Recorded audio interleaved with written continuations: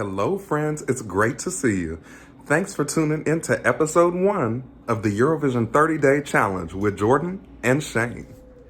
So yeah, we evidently had way too much fun recording this, and we were on the camera for like over 2 hours. So we've had to break this into 3 separate episodes. So today we're going to be covering days 1 to 10. So enjoy.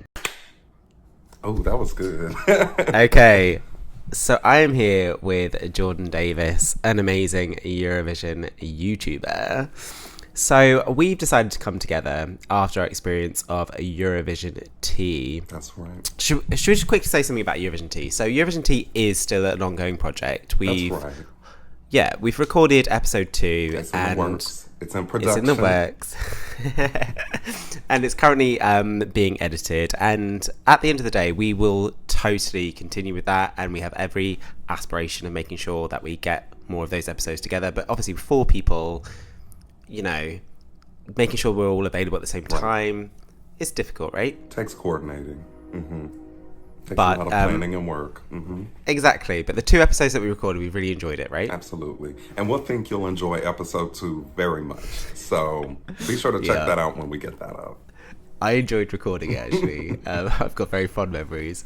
So what I thought we would do for both mine and your channel is we would do the 30-day Eurovision challenge. Now, this is a challenge that's been set by ESC Shane. Now, it's not me. I always think it's you when I see the username anywhere. But a lot of people do. Like, there's a YouTuber called Ren's Benz who does reaction videos, and he messaged me on Instagram, being like, "Can I use your like 30-day thing?" And I was like, "Sure, but it's not mine." I don't know, right?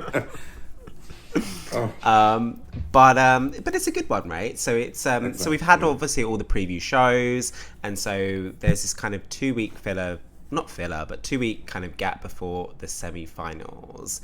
So Jordan, are you ready to do the Eurovision 30-day challenge? I'm freaking ready. Let's get it. Let's go. You sure? Okay. Oh, I'm ready. Are you ready? I think so. I like your Poland wall behind you. Ah, thank you very much. Very patriotic to my Polish heritage. That's right. That's right. So, well, it starts off quite hardcore. So, day 1, favorite ESC song of 2022, Jordan. I'm going first. Well, yeah. Okay, right out of the freaking gate. It's Albania, boo. It's Albania. Oh! It's been Albania. I don't know. Albania just has this really nice rhythm in terms of, not the song itself, in terms of releasing their entry, letting it build hype, and then hitting us with a strong revamp, and then me getting excited about it again. Like, Albania knows what they're doing and they do it well. And particularly with this entry, like, for the past couple of years for Albania, I don't know if you've watched FIC the past couple of years, but Era Rusi with Ayamere and... Oh, yeah, I know that one. Zjari Im were 2 of my favorites. And so this falls into the same realm as those, and I'm so glad to have seen this kind of entry, the ethno bop, finally win for Albania. And so I'm very excited about this. I love that she performs it live so in such a dedicated fashion at all of her performances. You could tell she really has a good time, but also wants to do well with the song. The song is a bop. It's always crank it up every time it comes on. So yeah. So Jordan, question is, do you like the revamp? Oh, I love it. Did it elevate it? It elevated it greatly. And I also love the music video that they did, like tying it into that like folklore, mythological narrative. Like, I don't know, I just really love what they did with the revamp, both visually with the video and sonically. I think it hits a lot harder. It's a lot more impactful. I saw a video from her not a dress rehearsal. So apparently they're rehearsing in Italy. So I obviously got to meet her at the weekend in Madrid. I saw the interview. And I spoke to her team, and they were saying that she's doing her kind of rehearsals in Italy. And I saw the snippet today of her rehearsing with her backing dancers. Have you seen that one? I haven't. I'm gonna need to check that out right after this. You can sense that she's feeling right. Spain, Chanel. I need to kind of deliver. Sure. But yeah, no, it's good choice, and yeah, it's in my top 10. I think it's like my 10th place, so it's fair. It's a bop, right? I mean, that's a great spot. Yeah, thanks. But what do you think my favorite is? Armenia. Do you know what? That will come up soon. That's right. No, my favorite. Yeah, my favorite is Chanel from Spain. Like, it's my jam. Since I've been both in Madrid and here in Gran Canaria, I've heard the song so many times, and yeah, I love it.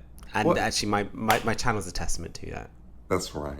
And I mean, it's so cool what she was able to do. I mean, this was a song that very few people were checking for when, the snippet, just the sound snippet came out in the selection. And she turned around with the live performance and just demolished the competition. And she's just been building and building and building momentum ever since. So were you like me? Like, did you hear the Benidorm Fest songs before actually seeing them live? And did you even rate this song hearing the studio version?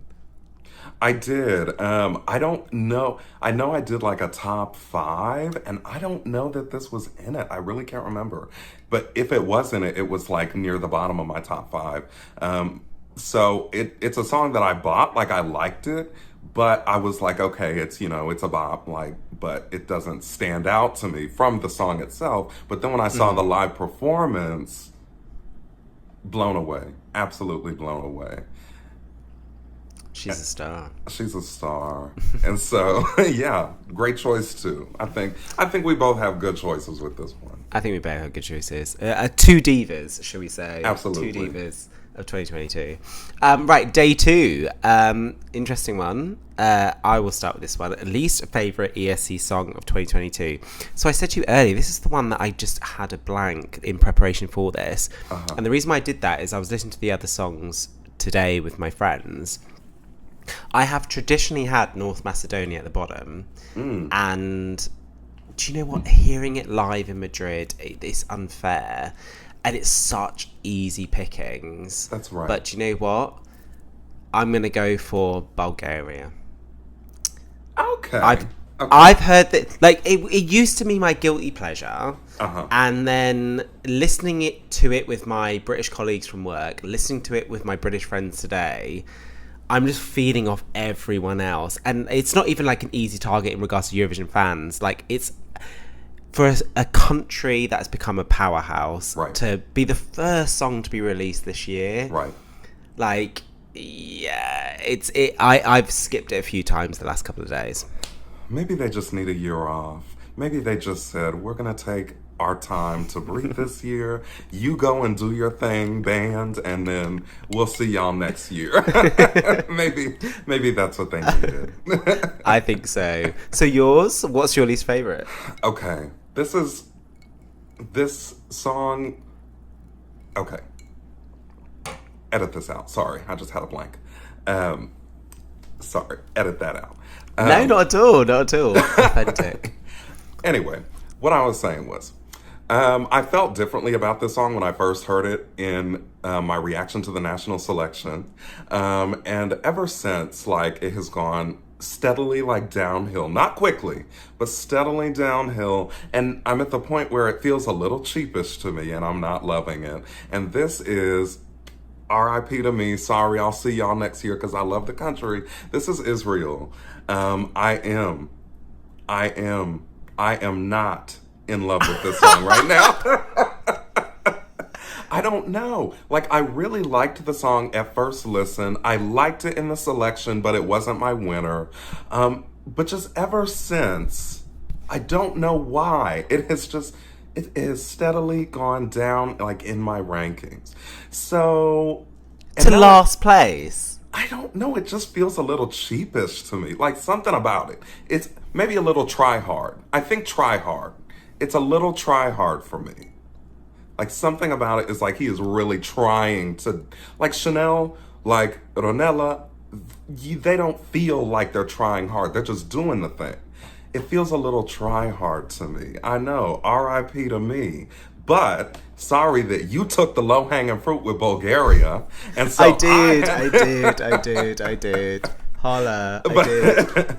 But no, I mean, that's just what the case is. There are a couple of songs floating around down there, so this probably won't stay at the very bottom, but there are a couple down there, and this is kind of one of them for me, which is unfortunate, because I usually love what Israel sends. But, like, my winners didn't win, so, like, I was already primed to not have it as a favorite. What do you mean your winners didn't win? From Israel's selection. What was your winner? It was either Zaza or Breaking My Own Walls. Oh, no. I'll take that back. Either one of those. Those are both great songs. I don't know what he's talking about. Really? Love it. Okay. Yeah. Okay. Well, no, that's fine. Yeah, it's fine. It's fine. Okay. Okay. Oh, here we go. Day 3, most underrated ESC song of 2022.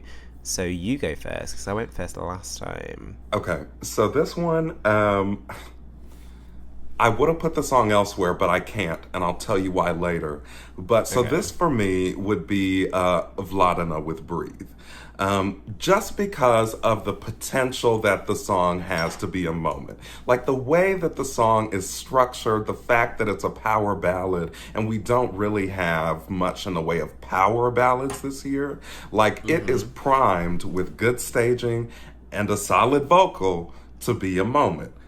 But there are reasons why. There we go. Yeah. That's why it's here Solid and vocal. not elsewhere. So it's here because of the potential. And I do see people recognizing that potential, but I also see a lot of people not recognizing that potential. And I think it has such great potential. Like, yeah, of course, everyone compares it to the whole Proud situation from 2019, right?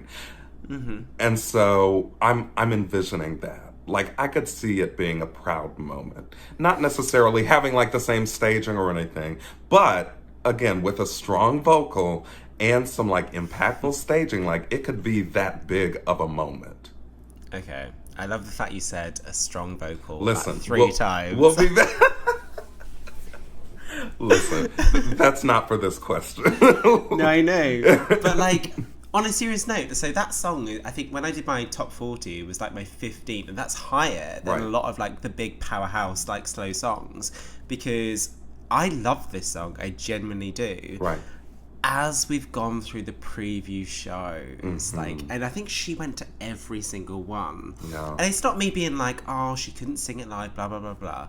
But like, and I saw it live in Madrid. And it was just like, it's not even me sitting here being like, oh, she didn't sing it live. And like, well, I was like, oh, she's not giving me what I want that song to give. And I know she still has time, I get that. And these preview shows are a perfect opportunity for people to find their feet. Right. And I'm seeing that with Brooke, with Ireland. I think she's getting better with every preview performance. But like, the song itself is quality. Right. I'm a bit nervous. I'm not gonna lie. And like Tamara, she already got kind of a brownie point, like a brownie badge. She'd already done Eurovision in 2008, right? So she knew what she was doing. I think this is with Vladina. I think it's a gambler's choice. Yeah. See, what else I'll say about this is like my fatal flaw over the past few years has been standing entries that have overly ambitious vocals, and then they flop vocally. I.e., like Armenia 2019, Walking Out. Love the song. I didn't like the song. See, I loved it, but it's the overly ambitious vocal, and it just didn't hit quite right. It was R.I.P. Samantha Tina. Latvia last year. Listen, we'll not talk about it because she can sing. Something went wrong, and I don't know what, but like she can sing. So, and then I'm feeling like Did you say no, she can't? Oh, no, I said, of course she can. Of course she can. Yeah, of course she can. I can't doubt that. I thought you said, no, she can't. I was like, no, not at all. Not at all. Right. So something went wrong with that. And then, but the other side of this coin is like, I'm having the feeling that this might be that entry for this year. So the one that has an overly ambitious vocal that doesn't end up doing well because they can't perform it live. But I do think with this one, though, like, in the sense of the song, she just needs to strip it back a little bit. Like, she doesn't need to go the full hog. I think she can afford to go, like, Samantha, that whole song was about her just going, rah. Where with this song, like, it's a quality song. I think Vladna can afford to, I don't know, bless her. But I don't know, she evidently is a talent, and, like, the tone of her voice is beautiful. Right. She's got time. Well, right? A little bit. Not much. Not much. Okay, so most underrated. So, okay, so after Madrid, I think I have already, like, stated this on my Eurovision channel, my YouTube channel. That's right. I think it's Switzerland. I know. Okay. But on a serious note, a couple of things here. Number one, I think the song is a great song, and there are people that are going to tap into that song. Right. But if there was anyone that's going to tap into it, it would have been a British audience. And listening to it today with my British friends, they didn't buy it. So maybe I've got this one wrong, but I think I'm slightly biased. Like, I met him in Madrid, such a nice guy, and I just his vocals. Okay, I'm going to stick with it. Switzerland. I think there are songs like this in the past that have surprised because of its simplicity, and people just buy into the simplicity of a song.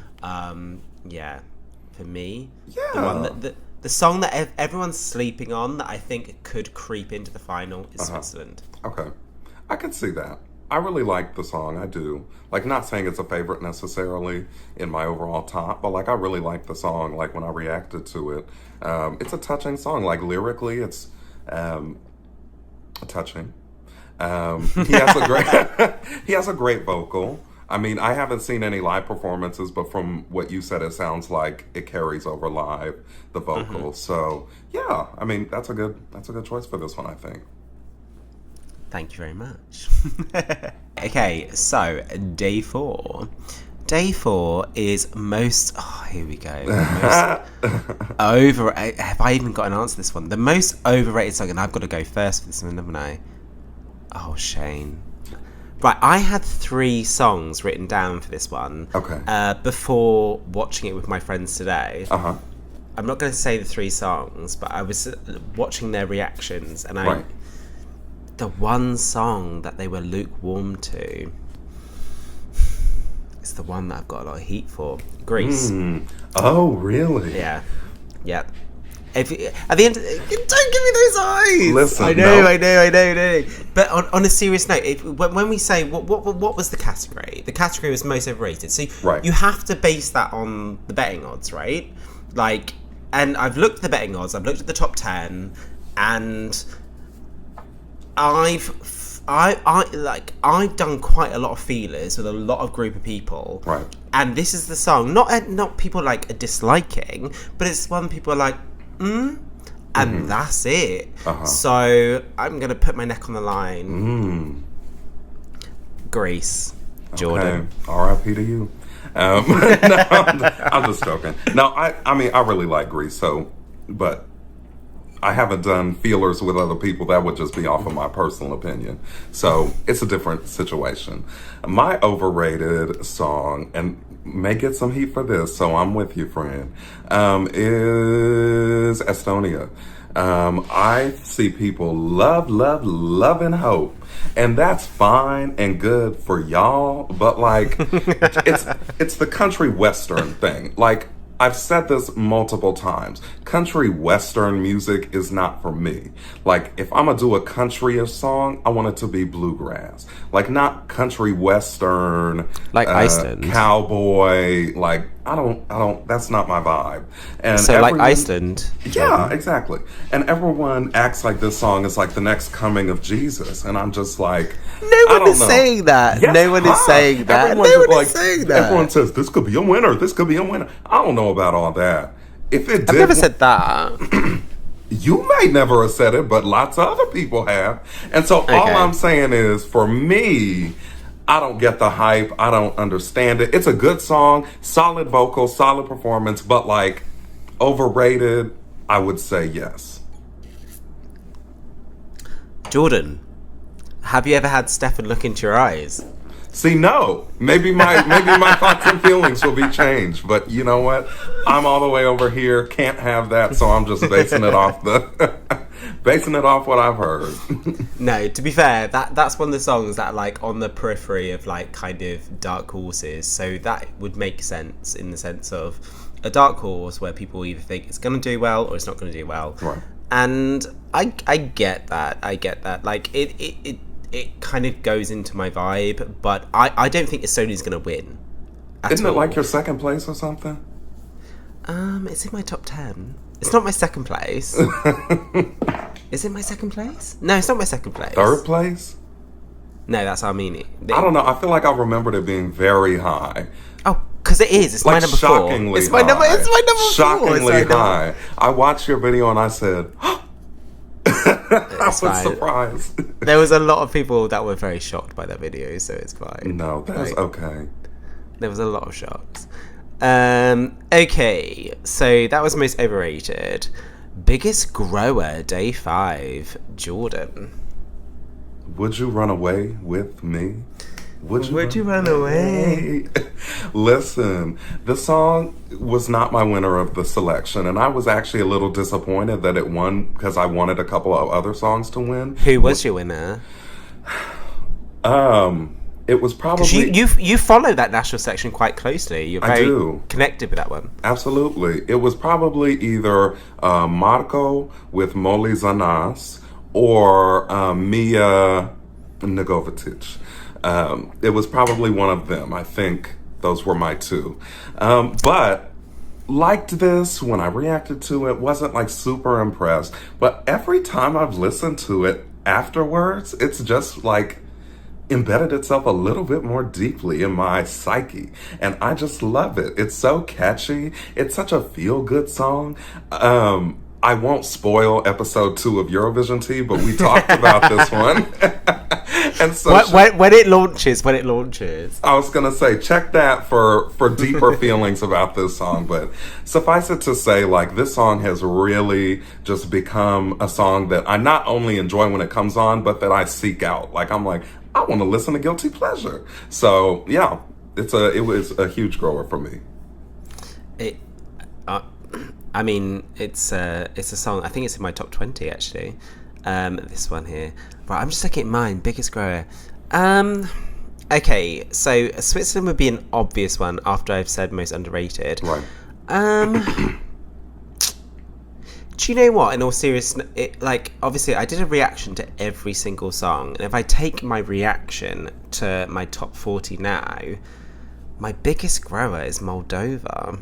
Is it? Yeah, it is. Okay. Like, if you watch all of my reaction videos, that should be at the bottom. Right. But like, there's just something about that song. Like, and I tell you what, I was sleeping that song massively until I watched it with my colleagues at work, and I did a video about that, and it was their number 1.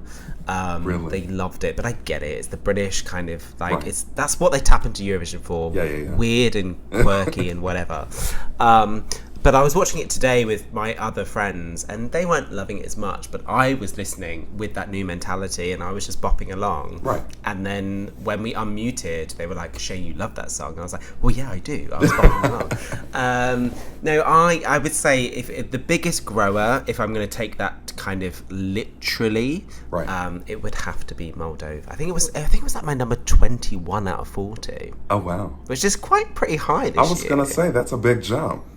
And when I first listened to it, I wasn't complimentary. Uh-huh. Yeah. Listen, I respect that. I very much respect that. Oh, Jordan, good choice. Thank you so much. Oh, thank you. I'm supportive. I feel that support I'm mad all the way in supportive. America. Anytime. Right, okay, day 6. I need to check my list here. 2022 song that makes you happy. See, this is a good one. Jordan, you go. Me go? Okay. Yeah. It's actually Moldova. Hey! It's just when you hear that, hey ho, let's go. Like it just makes you want to bounce around. There's something about this group that from the first second they open their mouth, you can tell it's them singing. Like the lead singer has such a unique voice and accent that like it's very obvious that it's them. And so I I just love it. I love that they are returning again with that kind of signature sound that they have, but doing it a little bit differently than they have in the past. I love that it's just unabashedly them. Like they don't give a fuck. Like they don't care. They don't care what you think. How does this compare to their previous 2 songs? Well, the first song I can't really remember because I wasn't watching Eurovision back then. Sure, you're a young bee, right? You're 26. That's right. That's right. So I was. When did they first enter? Like 2004 or 5? Yeah. Okay, so I was like 10. I had other things to worry about at that point. And then jog my memory real quick. Sing me the other song real quick. 20. I know the one that you can't remember, and that's the one I remember. Oh, that was one where I can see it. Where they're on tricycles with the lady in the trumpet. I can see it, but how did it? What was the melody? I don't know, because they had hats. I didn't like it, Jordan, so I don't know. I think I did like it. Oh, I didn't. Should I Google it real fast? So lucky. So lucky, yeah. That's right. Okay, I did like that, but I like this more. This is a better song, yeah. This is a better song. What was I going to say? It makes me happy. Honestly, I'm really surprised. I think I am one of the only people that absolutely am obsessed with this song. Because I watched this song today with my friends and they didn't get it. Okay. But the song that makes me happy is Armenia. Like when it comes on, 1, 2, where are you? I know. To be fair, we're going to put a pin in that because me and Jordan have talked about that at length in episode 2 of Eurovision 2. So I just want to put it on record. The song that makes me happy, when it comes on, I just literally lift up and smile. It is Armenia. Okay. Interesting. I can see that for you. I can. I absolutely can. You can see that in my reality. Yeah, exactly. From your worldview, sure. But you know the context now, because we've talked about it at length. Right. Yeah, exactly. Okay, so I'm quite interested in this. I need to start this one, actually. Day 7, Makes You Cry. Now, when I saw this list a couple of days ago, I was like, none of them actually at all kind of stirred any emotion in me. And I was on the pool, not yesterday, the day before, and I was listening to them all in preparation for this. Not like trying to evoke tears like some sort of drama queen. But I will say a song came on and it did do something, and it's Portugal. So for me, the song, and it wasn't like I started off the playlist like, which song is going to make me cry? I was listening to all the songs, being like, I'll listen to all the songs, and then I'll do this, 30-day challenge. But as I was listening to it, like, I was like about 20 seconds in, and I got a little bit emotional. So Portugal. You, Jordan? Listen, same actually. Portugal. Yeah, there's just something about Portugal and the way that the song is performed. She has a really raw vocal, which carries over even in the studio track. Like it's not too perfectly like cleaned up and like, like auto-tune, all the stuff taken out of it. Like you still hear the rawness of her vocal in the studio track. So there's just something in the way this song is performed. Especially I like that the other folks are on the stage when she's singing too. I really like that choice. But something about the way that the song is performed and the lyrics of the song, the fact that they're kind of self-referential, describing this concept of like saudade, like I really appreciate that. So yeah, this will be I the really one. appreciate your cover, by the way.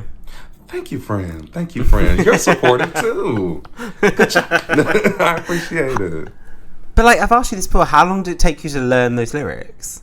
You were like 5 minutes. No, probably like a solid like week or so to like get them Okay. down to the point where it didn't sound crazy.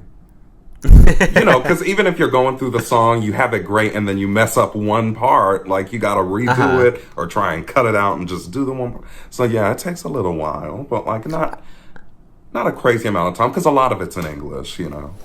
How like do you decide like which songs you're gonna do your cover? So I've seen Vladimir. That's right. I've seen obviously Portugal. So how do you decide which ones you're gonna do?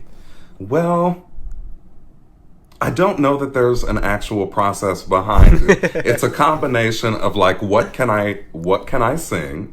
What can I sing in the original key, but just like an octave or two down, depending on where it is, because like I'm not of the skill level that I could transpose any of the songs into a different key. So I'm like, what can I sing in the original key? What do I want to sing? Like, I'm not going to do a cover of a song I don't like, obviously. And also, what's not going to get taken down for copyright? I was going to do an Albania cover, but then I thought, this is never getting put up. This will be taken down immediately. So it's kind of a combination of those three factors. Yeah. And of course, and the other thing is like, I typically favor songs that have a more involved vocal. Like for example, Norway. Love the song, but like I wouldn't do a cover of it. You know what I mean? Like that's not what I wanted. Like if I'm going to do a cover, I do it because I like to sing, not because I like to like dance and, do the moves as much. You know what I mean? So I like a song that has a more involved vocal too. So that's also a factor. Good to get into Jordan's mind space there. Okay, so we're on day 8 now. ESC 2022, song that needs to be played loud. Jordan? This one is solidly de dicta for me. Like, you cannot listen to this song and you cannot feel this song without cranking it up and just singing along to the O's and the Ahs. Like, I couldn't listen to this song on like 5 or 10 volume. It needs to be at 100 to just get that energy into my system. Like I need to listen to it, windows rolled down, cranked up. This one could make me cry in a certain mood too. This one could be another contender for that. But yeah, so this one, originally I was thinking, what do I want to listen to loud because it's a bop? That's how I originally thought about this. But then I was like, wait, there are other songs that you need to listen to loudly to get the feeling, the emotion, the vibe. And I think this falls into that category. Okay, interesting. Yeah. So I'm going to go for the obvious thing that you were dismissing of. I didn't dismiss it. I just went a different direction. The song that I feel like, in all seriousness, the reason why you need to play it loud is my Devonshire accent coming in there. My colloquial English accent. Loud. Is France. I think that song, when you crank it up and you hear that song loud, then you hear the multitude of elements. Like, I think in my top 40, that was like my 30th, and I think quite a few people were quite surprised. Like, don't get me wrong, I think that's a song that could either like completely excel or completely flop. I'm gonna be honest. I can see a realm of both those realities. One where it does really well, one where it completely flops. Right. And I think that's where it's middle of the road for me, because I really don't know where it goes. And on different days, like one day I'm loving it, and the other day I'm like, oh, I prefer other songs. But when I crank it up and I listen to it, I can hear different elements of, because at the end of the day, there is no catchy tune to that song that carries you through for those 3 minutes. There isn't like a melody that gets you through. But when you crank it up, then you just either kind of gel with the production or you don't. So for me, it's France. Okay. See, I also think Greece could be another contender, especially because because just the way that the beginning starts off really softly with a lot of those layered kind of mechanical vocals, like you mentioned, like hide and seek type vocals in the beginning. I feel that if you did just stop. Can I just say, just stop that quote for Imogen Heap, Hide and Seek. One of my favorite songs of all time. Love that. Right, absolutely. I remember you said it, and I love that song too. So I was like, oh, that was a poignant comparison. But I think in that same way, like, to be able to really feel and hear the nuances of all of those vocal intricacies with the production that they did, like, cranking that up could be useful too. That's all I'm saying. Well, it's a worthy thing to say. That's going to help me a lot in this video. I'm trying. I'm trying to give you some redemption. Appreciate you, Jordan. You have no idea. Always supportive, I tell you. Right, day 9.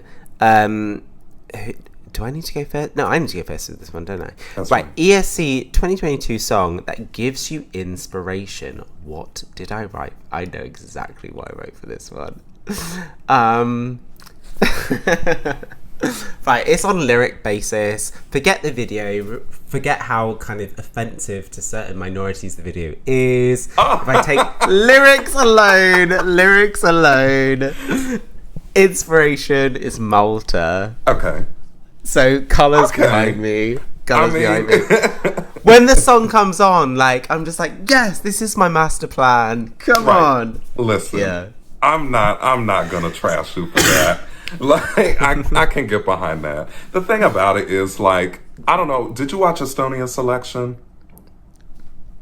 Yes. Essay that. Did you like Champion? Anna, Charlene. How do you say it? I think it's just Saline, right? S-A-H. Sure. Not Charlene. That's Charlene. Anna Charlene. But you're not allowed to pick those songs. No, but what I'm saying is, like, I loved Champion. Like, it was in my top 3 of that selection. So, like, it would be fraudulent of me to say I loved Champion and to not say that this is, like, very similar to that. So I see why you like it. So it was a drawn out comparison. But sorry. No. It was a long way of saying I support that choice. But what's your choice? Inspirational? Do you know this one? Oh, now you've said it. I feel like we should. We do chat quite a lot. It's something we've talked about, but it's okay if not. I'll tell you anyway. Oh, Jordan, you're gonna have to tell me. Okay, it's The Show. Denmark. It's okay. Denmark. And why? I don't know. I just get those same kinds of feelings. Like, you can try me, like, da-da-da-da. I'll never let you go. I will keep up with the show. Like, I'm going to keep on trucking no matter what. That's how I take it. So I will be listening to this song, walking down the street, driving to work. I'm like, I will keep up with the fucking show. With the show. And so, yeah, this gives me that same just happy, persevering energy that puts me in a positive mood that says, I can do this. So, obviously, episode 2 is not launched yet, but we were both very, very favourable of this song. And actually... Wasn't that in episode 1? Oh, was it episode 1? Yeah. Oh, well they know. Done. They know already. Thank you. Oh, they already know. Literally, when I went to Madrid and I was like, right, I need a game plan. Like, there's only so many minutes that they have available to different artists. I had a list of who I wanted to speak to, and Denmark was one of them. I managed to speak to them, and I'm not saying that because I spoke to them, right. But like there were chances I could have spoken to. I'm not going to do that because that sounds lame. But there were other people that I could have spoken to that would have been a bit bigger. But I was like, no, I want to speak to you because you seem cool. I appreciate that. Showing Denmark a little bit of love. They're underrated too. They could have been actually my most underrated. Literally, because I didn't think we were going to do this because I didn't want it to be a really long episode. But I literally I'm going to I would screen share it now. Most underrated. I've got Switzerland / Denmark. Yeah, they're both very underrated. That's right. Okay, so where are we at? Best male vocal. Oh, here we go. You go first. Day 10. We're getting interesting now. Best male vocal. Don't really care for the song. I think it's in like the middle of the pack overall for me. But it's Sheldon Riley from Australia. His vocal is amazing. Like, I can't get over it. I actually did not watch Australia's selection, and I don't think I listened to the song until the album came out like 2 weeks ago. But once I listened to it, I checked out the live performance and I was blown away. It sounds even better than the studio track. Like, he doesn't miss a note. Yep. He's solid. He does the inflections. He does a little run here and there. His voice is emotive. You can tell he believes what he's singing. Best male vocal for me this year, Sheldon Riley. Love that. Now you've seen the live vocal from Australia's national final. Do you want the glasses or the eyes covered on or off? I like the headpiece.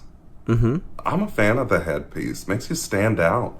Like, even though I did not listen to the song, I could recall the image of seeing, like, in thumbnails and pictures, that outfit. So it leaves an impression, certainly. So I'm happy with it. Okay. Yeah, no. I'm kind of with you. Like, don't get me wrong. After seeing that in Israel, that song and his vocal, like, he wasn't. Did someone say like he had COVID before? Like, and there was something wrong with his vocals in Israel. But regardless, it was the best performance for me. He turned around and was like sorry, but he just carried on, and I just was watching the whole performance. I was like, I am completely with you. Right. Like, there are a lot of people that are saying this is massively, massively overrated. I don't think it's so rated at all. I think there is something about him. I think there's something about this song, and I think it's beautiful, and I think he has got an amazing vocal, and that is a good choice. Now, I'm going to look to the colours behind me. Who am I picking, Jordan? Mr. Christian? Yeah, Christian Hoffman. I met him at the weekend. That's right. Such a lovely guy. I think just both his vocal talents. I've seen him now in Polish, The Voice. Like, his performances there were amazing. His performance of like Madonna's Frozen was insane. Watching him through the pre-shows, the most consistent vocally. I just really hope Poland just throw so much money at this staging, because I think the song is decent, but I do understand, like, people who want to come for Poland kind of go for kind of the fact that, like, facial expressions he doesn't like deliver, like sometimes he closes his eyes, but because he just really gets into that song. I just think Christian's talent is I'm a Polish boy. But I'm not. I can get above that.